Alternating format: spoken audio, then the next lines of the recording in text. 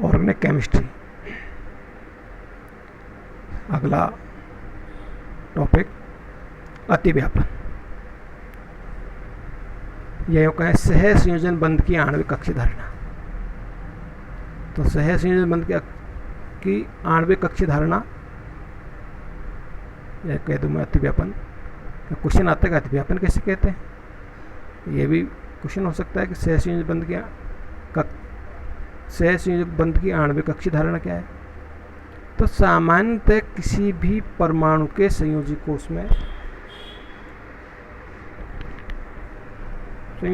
में उपस्थित अयुग्मित इलेक्ट्रॉन युग्मों की संख्या, उनकी सह संयोजकता, अर्थात संयोजी कोष में जितने अयुग्मित इलेक्ट्रॉन पाए जाते हैं उतनी ही सह संयोजन बंध बनता है। यह उनकी सह संयोजकता कहलाती है। जब किसी परमाणु कक्षक में एक ही इलेक्ट्रॉन होता है तो उसकी रासायनिक संयोग करने की प्रवृत्ति होती है और वह किसी अन्य परमाणु के विपरीत चक्रण वाले इलेक्ट्रॉन युक्त अर्धपूरित कक्षक के साथ अतिव्यापन कर अणु कक्षक बनाता है। अणु कक्षक धारणा के अनुसार जितने परमाणु कक्षक अतिव्यापन में भाग लेते हैं उतने ही नए अणु कक्षक स्थानीकृत रासायनिक बंध में बनते हैं। स्थानीकृत रासायनिक बंध में केवल 2 परमाणु कक्षक भाग लेते हैं, जिनके फलस्वरूप 2 अणु कक्षक बनते हैं। इनमें एक अणु कक्षक को बंधीय अणु कक्षक कहते हैं, जिसकी ऊर्जा मूल परमाणुीय कक्षक की ऊर्जा से कम होती है। दूसरे अणु कक्षक को विपरीत बंधीय अणु कक्षक कहते हैं, जिसकी ऊर्जा मूल परमाणुीय कक्षकों की ऊर्जा से अधिक होती है। अतः पहले बंधीय अणु कक्षक बढ़ता है, अर्थात दोनों अयुग्मित परमाणुीय कक्षकों के दोनों इलेक्ट्रॉन बंधीय अणु कक्षक में बढ़ता है। जैसे उदाहरणार्थ H2 अणु कक्षक संरचना, 2 परमाणुीय कक्षक आपस में अतिव्यापन करके 2 अणु कक्षक बनाते हैं, एक बॉन्डिंग दूसरा एंटी बॉन्डिंग। तो दोनों किस में जाते हैं, बॉन्डिंग में, बंधीय अणु कक्षक में दोनों इलेक्ट्रॉन। मूल अवस्था में एंटी बॉन्डिंग ऑर्बिटल रिक्त होता है, दोनों नाभिकों के मध्य इलेक्ट्रॉन घनत्व रिक्त होता है। अर्थात इस प्रकार 2 अर्धपूरित कक्षकों के परस्पर अतिव्यापन के फलस्वरूप दोनों परमाणु के मध्य सह संयोजन बंध स्थापित हो जाता है।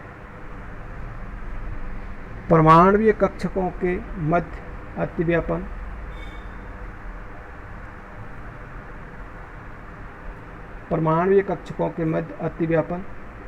तब तक होता है जब तक कि दोनों परमाणुओं के मध्य आकर्षण इलेक्ट्रॉन प्रोटॉन एवं प्रतिकर्षण इलेक्ट्रॉन प्रोटॉन बल संतुलित नहीं हो जाता है।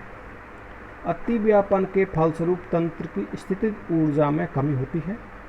अतः अतिव्यापन जितना अधिक होगा तंत्र की ऊर्जा उतनी ही कम होगी और स्थायित्व उतना ही अधिक होगा। अतिव्यापन में भाग लेने वाले परमाणु कक्षकों के प्रकार के आधार पर अतिव्यापन को निम्न वर्गों में वर्गीकृत किया गया है। कौन कौन से? SS अतिव्यापन, इसे कहते हैं SS ओवरलैपिंग इंग्लिश में। SP ओवरलैपिंग कहते हैं SP अतिव्यापन। PP अतिव्यापन पुनः 2 वर्गों में वर्गीकृत है। PP समाक्षीय अतिव्यापन और PP कोलेटरल पास अतिव्यापन। अपन देखें अब SS ओवरलैपिंग, SS अतिव्यापन। वह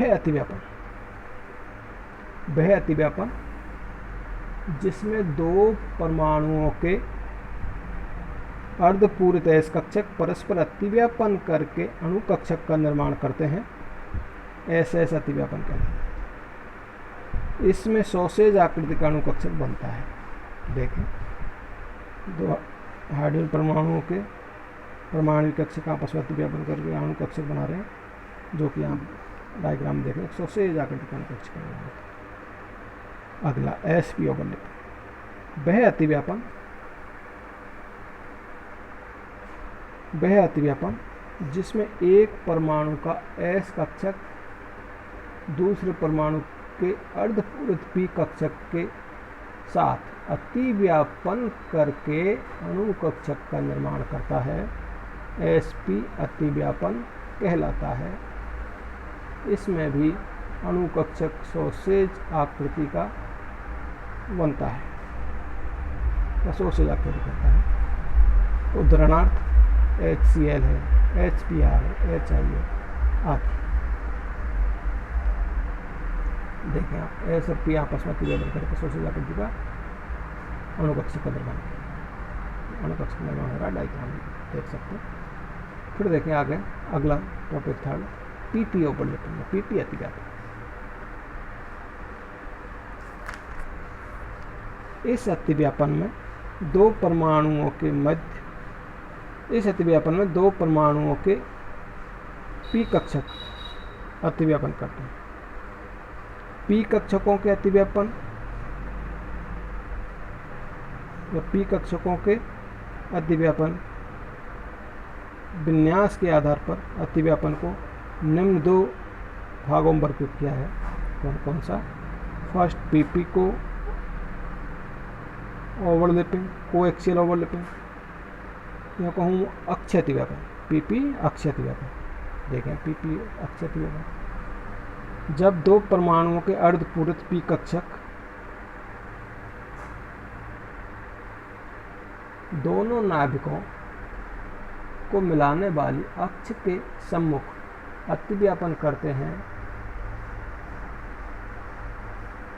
PP समाक्षीय अतिव्यापन कहलाता है। उदाहरणार्थ F2, Cl2, Br2, I2 etc।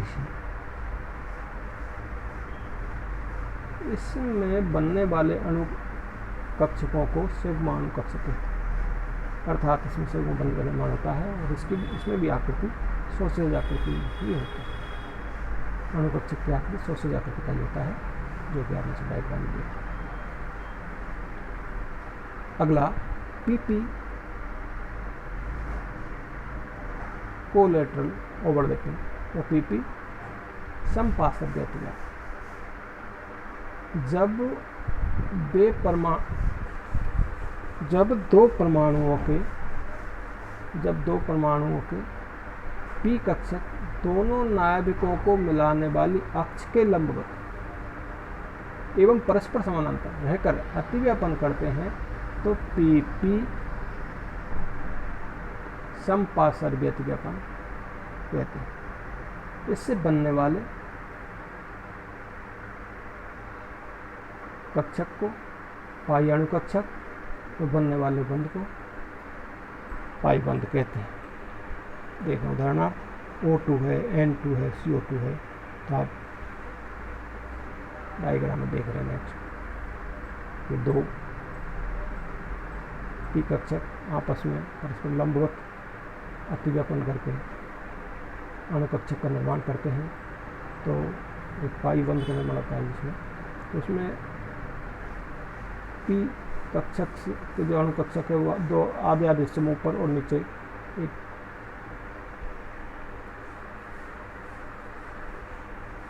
इस तरह मतलब केला की टाइप में धुके हुए दोनों तरफ से इस तरह का एक बंध का निर्माण होता है, जो पाई बंध है, पाई अणु कक्षक है। क्योंकि मध्य में नाभिक रहते हैं, प्रतिकर्षण के कारण नाभिक आपस में दूर हो जाते हैं, ऊपर और नीचे ओवरलैपिंग हो जाती है। इसमें ये है PP समपार्श्विक अतिव्यापन। आज के लिए इतना ही।